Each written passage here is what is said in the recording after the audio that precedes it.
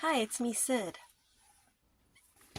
Today I'm going to talk about what it's like it's kind of a different topic. So it's about narcissists, but at the same time, it's also about going from the Jehovah's Witness cult and maybe being a Jehovah's Witness and going into a relationship with a narcissist, or being an ex-Jehovah's Witness and going into a relationship with a narcissist after the cult.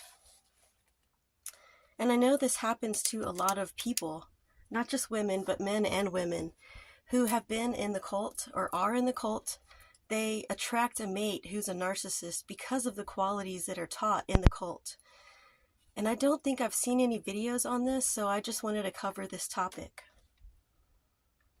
So let's talk about the qualities that narcissists look for in a partner and why these qualities also transferred to the perfect target when you were raised in the Jehovah's Witness cult, or any cult for that matter. This would probably apply to a Mormons or the Church of Jesus Christ of Latter-day Saints, because these religions teach us to be these qualities, and these are qualities that the narcissists look for.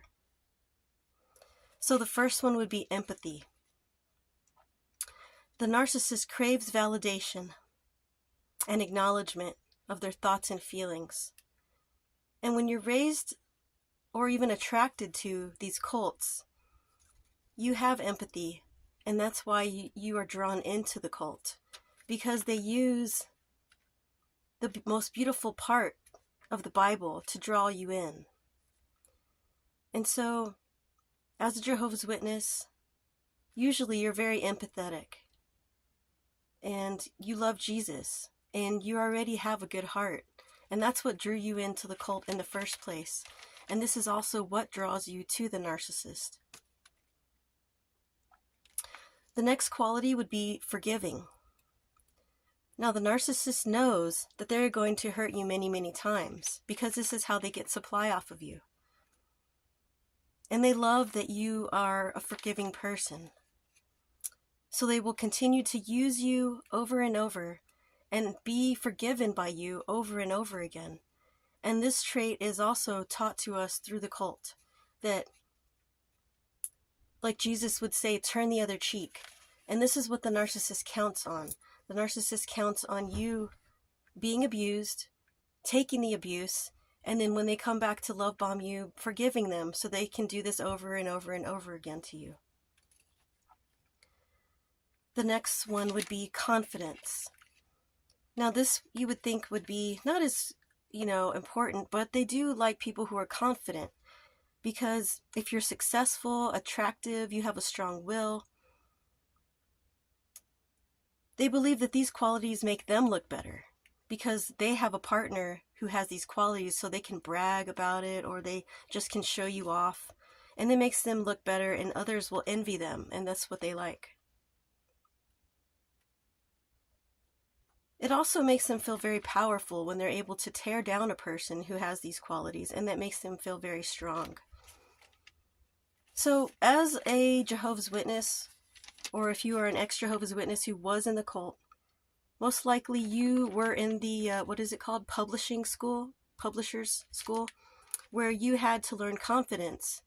We were taught back then, I know it's different now, it's mostly cart witnessing, but back then we were taught to go door to door. And to do that, you have to have a certain confidence to be able to talk to people about the topic. You're going to someone's house and preaching to them. That's going to take a certain level of confidence. And the more you do it, the more your confidence builds as you get better and better at it.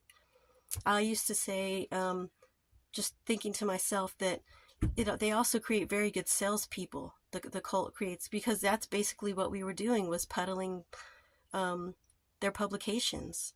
And so we got very good at being salesperson. And so a lot of Jehovah's Witnesses are very good at sales. The next quality that a narcissist looks for in a partner is loyalty. And your loyalty is used against you. And when you're loyal to someone, usually you keep their secrets. You don't talk about things that happen in the relationship. You you keep those things private to yourself because you're loyal and you don't want to betray your partner, so they count on this loyalty. And this is yet another trait taught by the cult, to be extremely loyal to our partners, no matter what behaviors. And we're taught that we don't get divorced unless there's a serious offense that happens. So there's a lot of Jehovah's Witnesses and people in these cults that are abused by their partners because of these rules, and it's really unfortunate.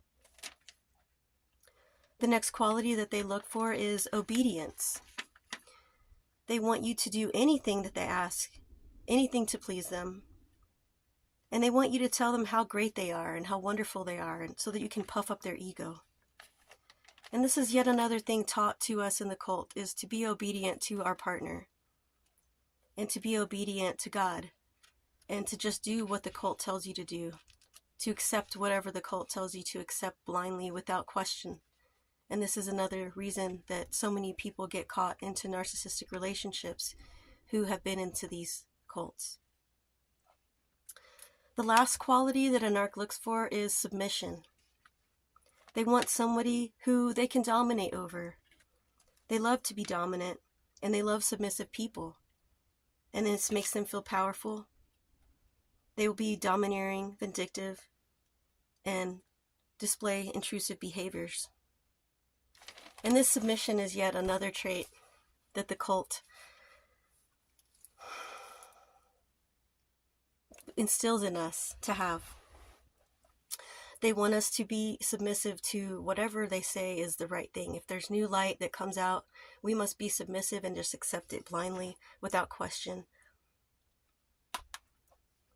So this is something that we really need to be aware of as ex-Jehovah's Witnesses who are maybe just leaving the cult, or even if you are still in and you're looking for a partner who maybe isn't in the same faith as you. I know that many Jehovah's Witnesses, when I was in, I noticed a few, not many, but a few would definitely marry outside of the faith. And even though this isn't really something that they like, it does still happen.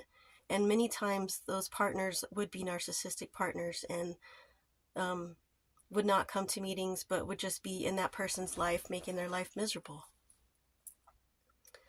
So just be aware that if you are in or getting out, for me personally, I feel like I went from wanting to get out of this cult, and I went directly into a narcissistic family cult, and was with a narcissist for 24 years because of the way I was trained and raised to be in the cult.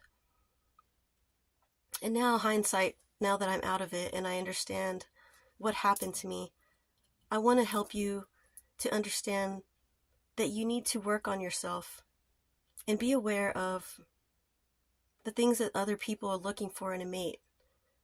You don't want to be with somebody who wants to dominate over you. And when you're getting to know someone, make sure that you take it slow and get to know them on a level that you feel comfortable knowing that this isn't a narcissist, this is a good person. I'll probably make another video on that later. There's also other videos on my page about the narcissistic cult and things like that, if you want to check it out.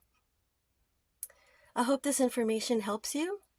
If you have any questions or comments, put them down below and I will gladly talk to you about whatever you might want to know. But until then, my name is Sid, and I wish you blessings and love. Take care.